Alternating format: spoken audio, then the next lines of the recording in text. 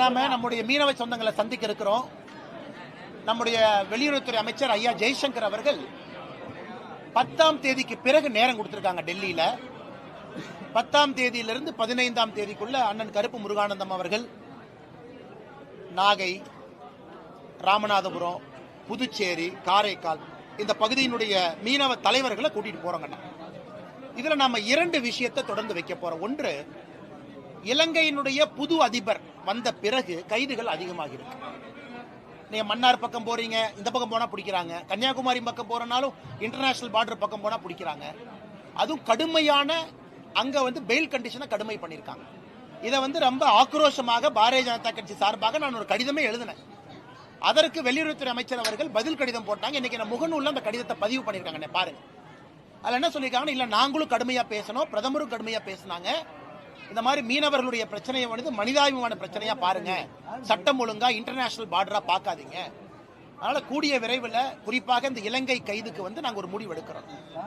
அதே நேரத்தில் 2வது கோரிக்கை என்னன்னு அப்படின்னாங்கன்னா, நம்முடைய மீனவ சொந்தங்களுக்கும் கூட, நம்முடைய சொந்தங்களுக்கும் கூட நாம இன்னைக்கு மீனவர்கள் நல்லவங்க, அவங்க மேல தப்பு இல்லை, பாவம் நல்லபடியா போயிட்டு வர்றாங்க. சில சமூக விரோதிகள் மீனவர்கள் போர்வையில கடத்தல் பண்றாங்க, அதை கோஸ்ட் கார்டு பிடிக்கிறாங்க. அதையும் நம்ம இல்லைன்னு மறுக்க முடியாதுங்கண்ணே. மீனவ சொந்தங்கள் பாவம் 200 ஆண்டு காலமாக எப்படி மீன் பிடிச்சாங்களோ அதே மாதிரி பிடிக்கிறாங்க. இந்த பார்டர்ல எப்பனே வந்துச்சு, 1970 வந்துச்சு, அதை தீவை கொடுத்த பிறகு. ஆனா சில சமூக விரோதிகள் அதை பயன்படுத்தி தூண்டி விடுறாங்க. அது உண்மை. அதை நம்முடைய கோஸ்ட் கார்டு இங்க கட்டுப்படுத்தணும். அதனால கோஸ்ட் கார்டுக்கும் நாங்க வேண்டுகோள் விடுக்கிறோம். நம்ம சைட்ல யாராவது அந்த மாதிரி பண்றாங்கன்னா இங்கேயே தடுத்து நிறுத்துங்க. எதுக்கு இலங்கைக்குள்ள போகணும்?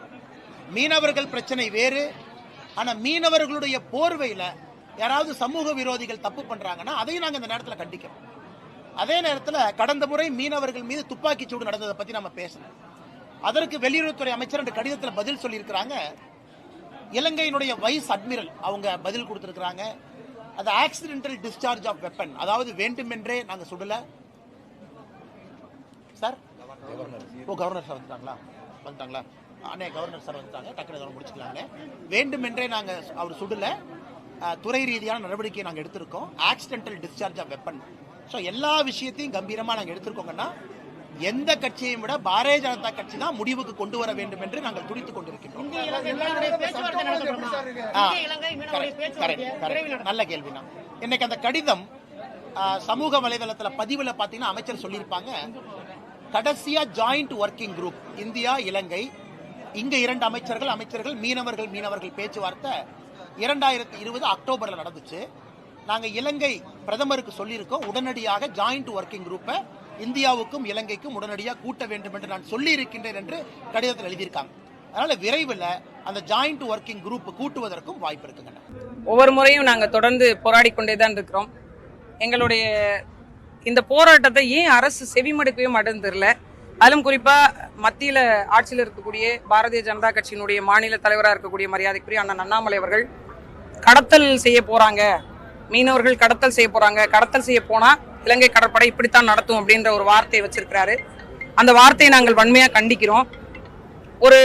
இன்னும் சொல்ல போனா உலகத்திலேயே ஆபத்தான 2வது தொழில் செய்யக்கூடிய மக்களை, ஒரு தொல்குடி மக்களை, ஒரு பறந்துபட்டு உலகத்தின் நாகரிகம் தொன்மை நிறைந்த ஒரு மக்களை இப்படி இந்த வார்த்தைகளை சொல்லி பேசுவது மிகப்பெரிய அவமானப்படுத்துவதாகவும் எங்களை மொத்தமாவே எங்க எல்லாரையும் கேவலப்படுத்துவதாகவும் நாங்க பாக்குறோம். இந்த வார்த்தையை அவர் சொல்வது அவர் பின்வாங்கணும் அப்படின்னு சொல்லிட்டு நான் சொல்றேன். அவர் எந்த சூழ்நிலையில சொல்லியிருக்கிறாரு அப்படிங்கிறதையும் அவர் தன்னை சுய பரிசோதனை செய்யணும் அப்படின்னு நாங்க இந்த நேரத்தில் கேட்டுக்கிறோம். அதை தாண்டி ஒரு மிக முக்கிய செய்தியாக நம்ம பாக்குறது என்னன்னா, தொடர்ந்து நீங்க பாத்துட்டீங்க, நாங்க போராட்டங்கள் நடத்தி கொண்டே இருக்கிறோம்.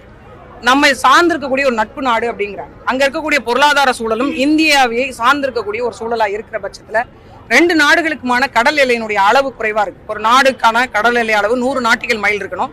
2க்குமான கடல் எல்லை ரொம்ப குறைவா இருக்கிறதுனால, 100க்கும் குறைவா இருக்கிறதுனால 2 நாடுகளுக்கான ஒரு மீன்பிடித்தலுக்கான ஒரு பிரத்யேக சட்டத்தை உருவாக்கிக்கலான்னு உலக கடல் சட்டம் சொல்லும்போது, ஏன் அந்த சட்டம் குறித்து இந்த 2 நாடுகளும் இது வரைக்கும் பேசாம இருக்கிறாங்க? அப்ப நீங்கள் அடித்து கொண்டே சாகுங்க, எங்களுக்கு என்ன அப்படின்ற ஒரு வேடிக்கை பார்க்கும் தன்மையா தொடர்ந்து இது இன்னைக்கு நேற்று நடக்கல. பல 100 படகுகள் பிடிபட்டு வச்சிருக்காங்க. பல ஆயிரம் பேரை கைது செஞ்சு பல லட்சக்கணக்கான பேரை அடைச்சு வச்சிருந்து சில பேரை விட்டாங்க, பல பேரை விடாமே விட்டாங்க. ஆயிரக்கணக்கான கடலோர மக்கள், இந்தியாவினுடைய குடிமக்கள் கொல்லப்பட்டிருக்கிறாங்க. அப்ப இது எந்த நடவடிக்கையும் இந்த அரசு செய்யாம தொடர்ந்து எங்களை போராட வைத்துக் கொண்டே இருக்கு. இப்ப இன்னைக்கு இந்த போராட்டத்தினுடைய முடிவாக என்ன சொல்றாங்க அப்படின்னா, இந்த போராட்டத்திற்கான செவி மடுக்கல அப்படின்னா நாங்கள் எங்க மீது எரிபொருளை ஊத்தி கொளுத்திக்குவோம் அப்படின்ற சூழ்நிலைக்கு இன்னைக்கு தள்ளி இருக்கிறாங்க. ஏதாவது இங்க இருக்கிறவங்களுக்கு நடந்தது அப்படின்னா முற்று முழுவதுமாக மத்திய மாநில அரசுக்கு தான் அதுக்கான பொறுப்பை ஏற்றுக்கொள்ளணும். ஒரு உயிர் இந்த இடத்துல போனாலும், ஏன்னா 1000க்கும் மேற்பட்ட உயிர்கள் போன போது கூட நாங்கள் இந்த அரசாங்கத்தை எதிர்த்து கொந்தளிக்கல, இந்த அரசாங்கத்தை எதிர்த்து நாங்க மிகப்பெரிய அளவுல வன்முறை வெறியாட்டங்களை செய்யல. தார்மீக ரீதியாக ஜனநாயக அடிப்படையில் போராடுகிறோம். இந்த மக்கள் தான் நாங்கள், இந்த மண்ணினுடைய மக்கள் தான் நாங்களும், இந்த மண்ணினுடைய குடிகள் தான் நாங்களும், எங்களுக்கான உரிமையும் கொஞ்சமாவது மீட்டு கொடுங்கன்றோம். ஏற்கனவே எங்களுடைய சொத்தான கச்சத்தீவை நீங்க கொடுத்தீங்க. யாரை கேட்டு கொடுத்தீங்க? பொதுமக்கள் கருத்து கேட்பு கூட்டம் நடத்துனீங்களா? இந்திய ஒன்றியத்தினுடைய ஆட்சி அதிகாரத்தை கையில வைத்துக் கொண்டு தமிழ்நாட்டுக்கு சொந்தமான, தமிழ் மக்களுக்கு சொந்தமான இந்த ராமநாதபுரம் மன்னருடைய ஒரு தீவை எடுத்து, இந்த ராமநாதபுரம் மக்களுக்கு சொந்தமான ஒரு தீவை எடுத்து கொடுக்கறதுக்கான அதிகாரம் உங்களுக்கு யார் கொடுத்தது? இன்னும் சொல்ல போனால் சட்டத்துக்கு புறம்பாக கொடுத்த கச்சத்தீவை எங்களுக்கு மீட்டு கொடுக்கணும் அப்படின்றத தொடங்கி ஆளுநர் சொல்றாரு கச்சத்தீவை கொடுத்ததுதான் பிரச்சனை. இது இன்னைக்குதான் உங்களுக்கு தெரியுமா? இது முன்னாடிலாம் தெரியாதா உங்களுக்கு? கச்சத்தீவை ஏன் கொடுத்தீங்க நீங்க? இப்ப இன்னைக்கு ஒரு பக்கம் காங்கிரஸ் கொடுத்தாங்க, இன்னொரு பக்கம் பாரதிய ஜனதா வந்த பிறகு ஏன் அதை மீட்டு எடுக்கிறேன்னு பல்வேறு கேள்விகள் இருக்கு.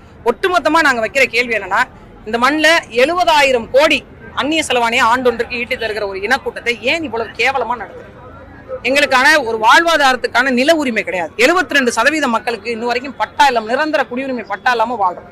ஒரு தொழில் வாய்ப்புகளை முறையா அமைச்சு தரல. ஒரு தொழில் கூடங்கள் கிடையாது. ஒரு மீனை பிடிச்சிட்டு வரோம்னா அதை பதப்படுத்துறதுக்கான இடம் கிடையாது. எங்களுக்கான வாழ்விடங்கள் குறுக்கப்பட்டுருச்சு. நாங்க மீன் உலர்தளங்கள் கிடையாது. எங்களுடைய வாழ்க்கையை நாங்க இருக்கிறத வச்சு ஏதாச்சும் பொழப்பு நடத்துவோம் அப்படின்னு பண்ணி தான் இந்தியாவிற்கான வருமானத்தை ஈட்டி விடுவோம்.